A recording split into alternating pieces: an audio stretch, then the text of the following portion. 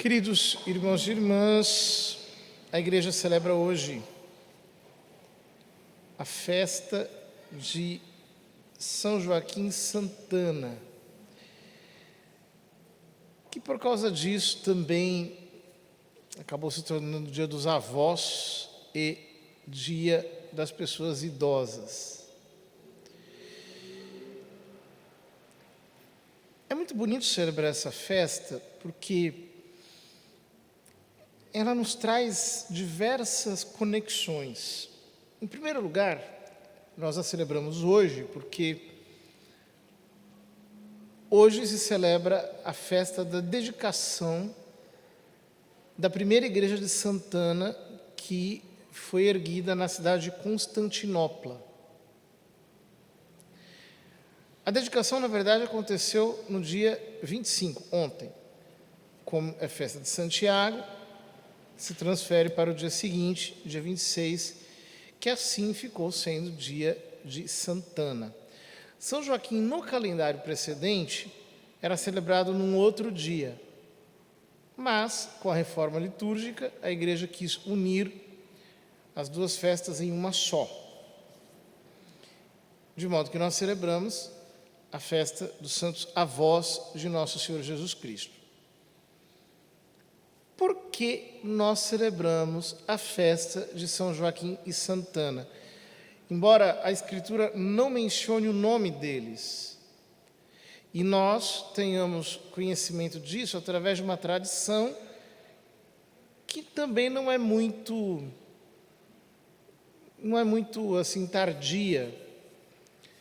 Aparece em algum evangelho apócrifo, em algum outro texto antigo da igreja, a menção ao nome de Santana e São Joaquim. Isso faz parte do mistério da encarnação. Ou seja, Nosso Senhor, ao se fazer homem, Deus ao se fazer homem, Ele não se fez homem assim, de maneira aparente. Ou seja, a humanidade de Cristo não era um holograma, Ele era verdadeiro homem mesmo, Ele é verdadeiro homem mesmo. Isso significa que Ele tomou a humanidade santíssima verdadeiramente de Nossa Senhora. Quer dizer, a humanidade santíssima de Nosso Senhor, ela não foi gerada apenas em Maria, mas foi gerada de Maria. Como diz São Paulo aos Gálatas, né? Deus enviou o seu Filho, nascido de uma mulher, nascido ex muliere, nascido de uma mulher, quer dizer, procedente dela, segundo a carne. Como nós somos salvos pela humanidade santíssima, que Nosso Senhor tomou de Maria Santíssima, ela não podia ser concebida em pecado. É inconcebível que as obras de Deus sejam imperfeitas, sejam realizadas de maneira assim qualquer. De fato, a humanidade que nos santificou, essa humanidade santificante de Cristo, santificou anteriormente Maria Santíssima, de quem Ele tomou propriamente a humanidade que nos santifica. Sendo assim, ela é imaculada. E ela se tornou imaculada aonde? No ventre de sua mãe, no instante mesmo em que foi concebida. Portanto, a graça que santificou Nossa Senhora no instante da sua Imaculada Conceição, por assim dizer, tocou nos seus pais, em São Joaquim e Santana. E de alguma maneira eles participam daquela santidade da sua filha. Seria inconcebível que fosse diferente. Quer dizer, Santana está gestando a Imaculada no seu ventre, aquela da qual virá o Redentor da humanidade. Ela que tem um cúmulo de graça desde o instante da sua concepção. e ela fica, por assim dizer, intacta diante da santidade da sua filha, e o seu cônjuge, São Joaquim, uma só carne com ela, fica intacto diante da santidade de Nossa Senhora? Claro que não, é inconcebível isso. Né? Só pode pensar algo assim uma pessoa que tem uma noção naturalista do mistério da encarnação. Né? Ou seja, que pensa assim, que Nosso Senhor era um homem igual a qualquer outro, que ele não era Deus e homem, e, portanto, que ele não tinha uma plenitude de graças da qual participou Maria Santíssima e assim por diante. Então, só consegue pensar que Nossa Senhora é uma mulher ordinária, que os seus pais também eram pessoas assim ordinárias. Uma pessoa que tem uma noção muito baixa do mistério da encarnação. Quando nós compreendemos a grandeza do mistério da encarnação, então é inevitável que nós compreendamos que a encarnação de Jesus Cristo elevou toda a sua família. É exatamente essa compreensão que fez que surgisse em Portugal e depois fosse importada para o Brasil a famosa devoção da mão poderosa, que os antigos invocavam. Eu tenho um quadrinho na minha casa da mão poderosa. A mão poderosa. O que é a mão poderosa? É São Joaquim, Santana, Nossa Senhora, São José e Nosso Senhor. É a família inteira. É o esquadrão completo. Né? Você invoca os 5, né? Você invoca a mão poderosa e como é que você vai conceber que houvesse família mais santa do que essa? Né? Então, de fato, aqui nós vemos, digamos, a repercussão do mistério da encarnação. Mas isso também nos coloca diante de todo o plano de salvação de Deus na Sagrada Escritura. Por quê? Sobretudo no Velho Testamento, Deus se revela como Deus de gerações. Alguém se pergunta, a semana passada me perguntaram, por que na Bíblia tem tanta genealogia? Se você vê o Velho Testamento, né? Vira e mexe tem uma genealogia. E às vezes genealogias que nos parecem inúteis, porque nós não temos cultura para ler aquilo, né? Para entender as conexões, o que significa. Os padres da igreja quebraram a cabeça em torno de cada uma dessas genealogias de um modo inacreditável. Mas, para nós parece uma coisa inútil. Não é inútil. Por quê? Porque Deus se demonstra no Velho Testamento como um Deus de gerações. Desde Adão, passando sobretudo por Abraão, e depois da descendência de Abraão até Davi, e depois de Davi até o Messias, nós temos uma linha generacional. O que significa que Deus, de alguma maneira, realizou o seu plano de salvação passando pela história de uma família.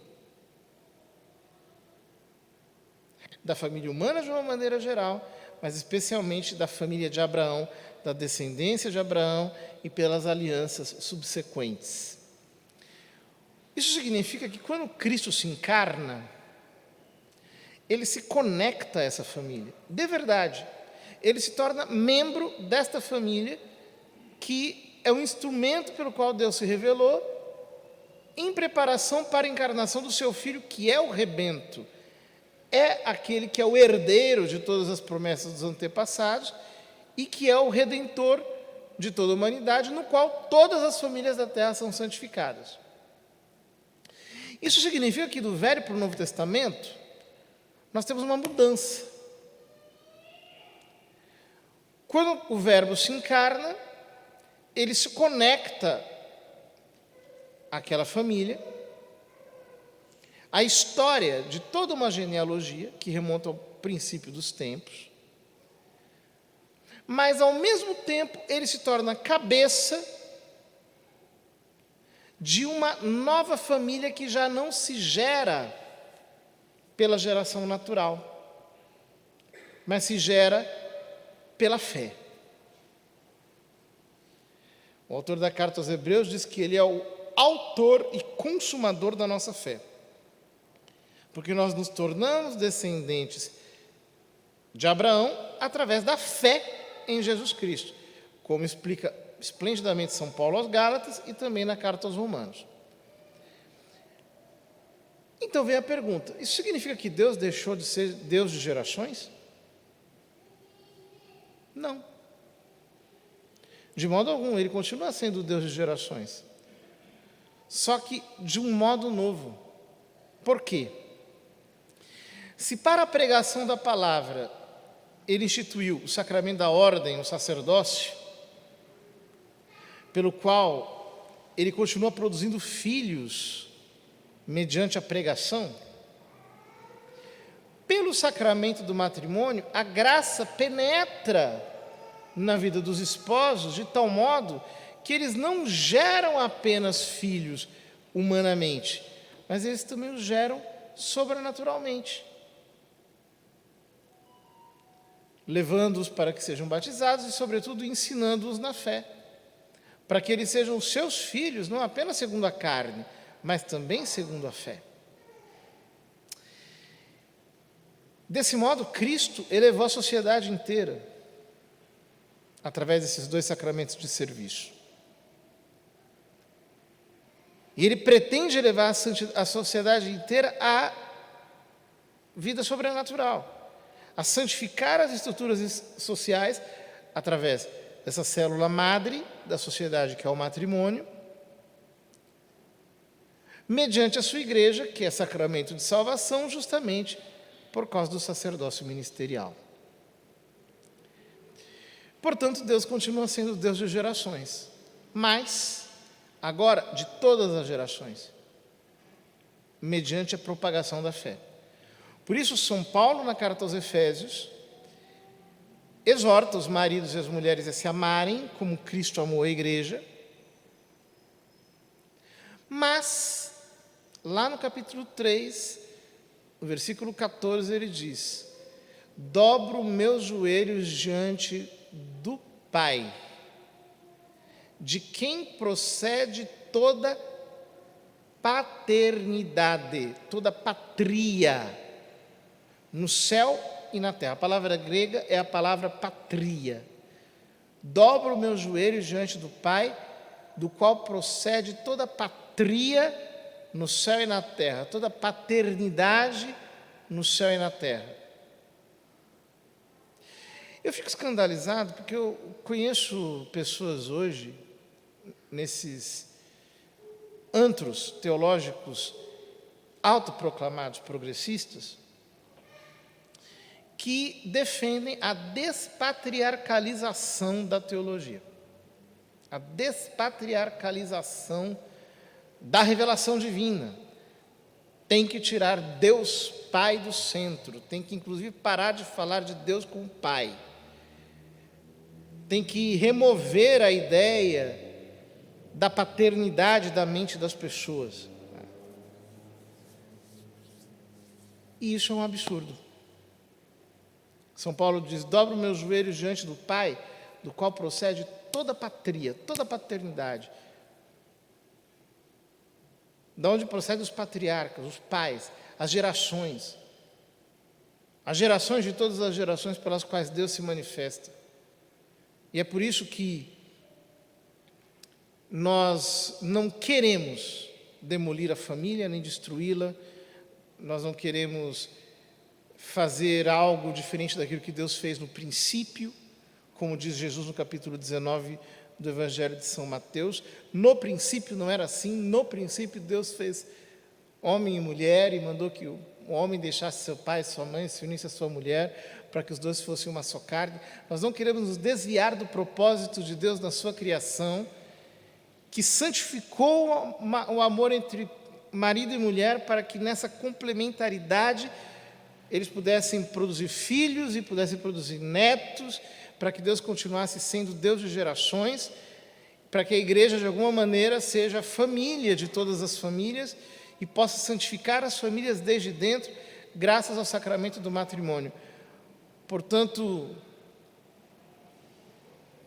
nós não queremos que caia a estrutura familiar para que fique apenas a estrutura de mercado, as estruturas secundárias, uma sociedade secundarizada. Isso é o oposto do plano de Deus. Nós queremos que as famílias da terra sejam edificadas, sejam cada vez mais fortes, para que seja uma expressão dessa paternidade que decorre do próprio Deus. E é por isso que nós honramos nossos pais, por isso que nós honramos nossos avós, na honra que Cristo mesmo deu aos seus pais, na honra que Cristo mesmo deu aos seus avós, graças ao mistério da encarnação.